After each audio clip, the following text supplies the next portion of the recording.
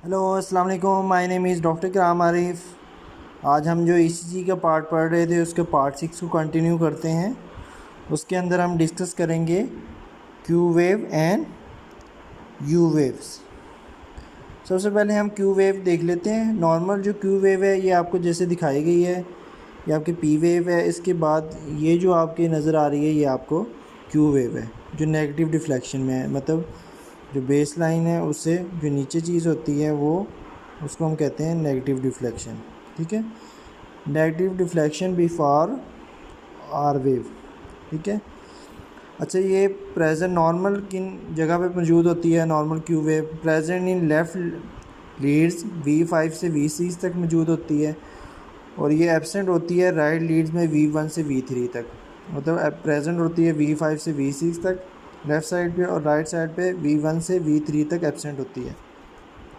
इसकी जो चौड़ाई है ये विड्थ होती है वो लेस देन 1 mm होती है, और लंबाई लेस देन 2 mm होती है। मतलब हाइट 2 mm और विड्थ लेस देन 1 mm। जो पैथोलॉजिकल होती है, जो हमें डिफरेंट डिजीज़ में नज़र आती है, हम जैसे मेन MI में हम देख रहे होते हैं, जैसे वार्ड में ECG देखते हैं, हम इसमें कहते हैं कि इसको ओल्ड MI हुआ हुआ है, इसको पुराना हार्ट अटैक हुआ हुआ है, तो उसमें हमें क्यू वेव नज़र आती हैं ओल्ड हार्ट अटैक में या ओल्ड इस्कीमिया में।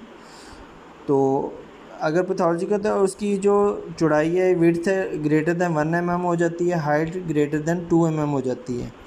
अब आप यहाँ पे देखें ये MI के अंदर जैसे डीप क्यू वेव बन जाती है। जितना जैसे किसी को हार्ट अटैक हुआ है उसको जितना टाइम गुजरता जाएगा वो क्यू वेव ज़्यादा डीप होती जाएंगी और हमें नज़र आना शुरू हो जाएंगी। हम इसको कह देंगे ओल्ड इस्कीमिया हो गया। उसके अंदर फिर हम SK वगैरह नहीं लगाते, इंजेक्शन नहीं लगाते। उसके बाद आ जाती है यू वेव। नॉर्मल जो यू वेव होती है टी वेव के बाद हमें नज़र आती है। ज़्यादातर ये यंग एथलीट्स होते हैं जो जिम वगैरह करते हैं या आपके मैराथन रेस वगैरह के अंदर हिस्सा लेते हैं। उसको मैंने आपको एक प्रीवियस वीडियो में बताया था, उनका हार्ट रेट भी कम रहता है ज़्यादातर। तो उसमें ये होता है कि ज़्यादातर V1 लीड्स के अंदर हमें ये यू वेव नज़र आती हैं।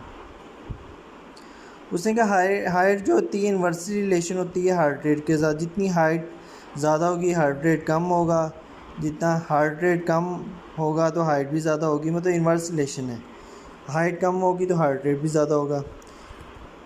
इसके नॉर्मल लेस देन 2 mm और जो होता है 25% ऑफ टी वेव्स।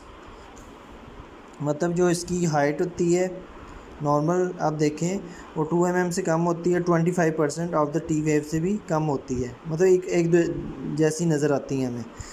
उसके बाद जब हमें लार्ज यू वेव नज़र आती है उसमें हाइट भी बढ़ जाती है और 25% ऑफ द टी वेव, मतलब उसकी हाइट के हिसाब से उसकी हाइट भी बढ़ जाएगी और उसकी मतलब हमें बहुत ज़्यादा बढ़ी हुई नज़र आएगी। लार्ज यू वेव उसको कहेंगे।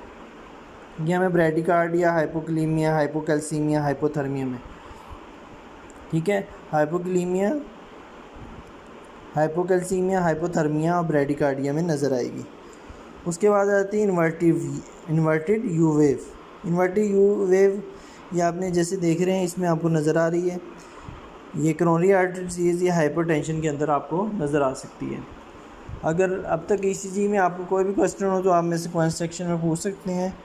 मैं कोशिश करूँगा आपको नेक्स्ट वीडियो में या इसकी कमेंट सेक्शन में आपका आंसर कर दूँ। ठीक है, मेरी वीडियो को ज़रूर लाइक कीजिएगा, शेयर कीजिएगा और चैनल को ज़रूर सब्सक्राइब कीजिएगा। थैंक यू, अल्लाह हाफिज़।